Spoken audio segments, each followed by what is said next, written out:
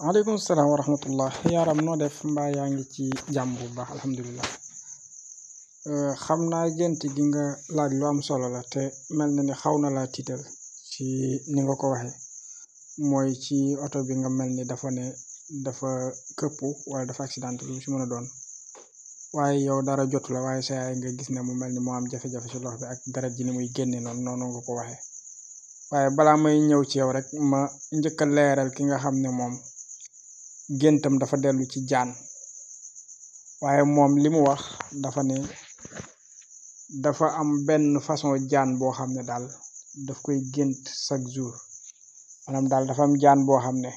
taay bi couleur bi endroit bi nga koy gis chaque jour day répété wu presque ci rêvam day répété wu ci rêvam loolu nag dañu koy wax ne njabar la gu nekk ci yaramam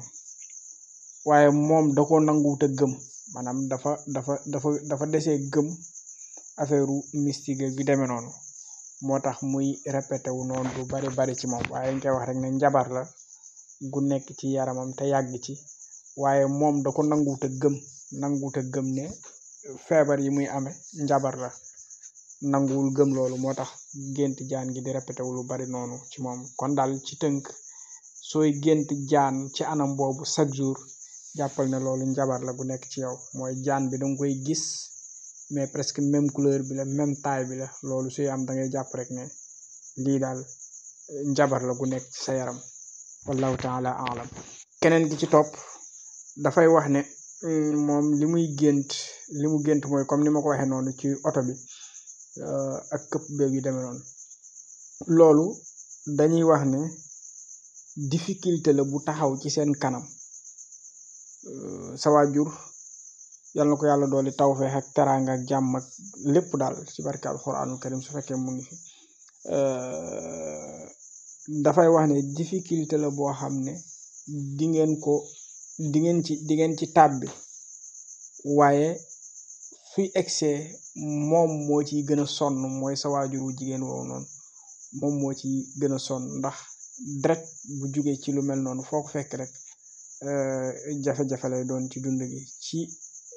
jamono ji ñu nekk nii yàlla mën na dogal sax moom mu nekk muy am tawat yu muy yëg ci yaramam yu demee noonu mën na ko bañ a sax partager ak njaboot gi dëgg ngir bañ ñu di inquiété wu waaye loolu mën na ko nekk di ko arrivé si jamono ñu toll nii mooy tawati yaram kon gént ni nga gént accident bi noonu deret ji am ci ak ci loxo bi ni nga ko waxee loolu moom du gént gu gën bokk na ci gént yi nga xam ne baaxul lii ma la wax nag lay teg mooy difficulté yoo xam ne mën na taxaw ci seen kanam waaye nag sa waajur woowu daal moom moo ci gën a sonn moo ci gën a amee ay jafe-jafe waaye yal na ci yàlla dolli tawfeex ak jàmm bon li ñu la ciy digal loo xam ne amuñ habitude di ko def mën nañu la digal ne soo mënee daal loo mën ci alxuraanul karim nag nga jàng ko dal di ñaan yàlla mu dàqal la balaa boobu te saraxe yàlla mën na ci def tawfeex ci barke alxuraanul karim loolu mooy li nga xam ne moom moo nekk ci gént nuñ koy wax sax moo nekk ci gént googu keneen ki ci topp dafa wax ne dafa gént di def examen moom nag joxewul détail yi nga xam ne moom moo aju ci gént gi yëpp moom dafa wax rek ni dafa gént di def examen xam nga gént def examen mën naa am nit ki di gént di def examen bi pare na mu réussir ko wala parewul examen bi wala pare na examen waaye dafa échec yooyu yëpp ay xeet la xëy na leeralut loolu waaye ala kulli xaalin nit bu fekkente ne dafa gént di def examen yi rek tegtal la ci ne kooku dafa am ay masuliyaat c'est-à-dire ay responsabilités yu baree bari yu tegu ci kawam dans l'avenir waaye muy tiit léeg-léeg di amee pression ndax dina ko réussir wala du ko réussir objectif yi mu am ci àdduna ndax dina ko réussir wala du ko réussir loolu rek moom moo nekk ci examen bi noonu léegi nag bu fekkente ne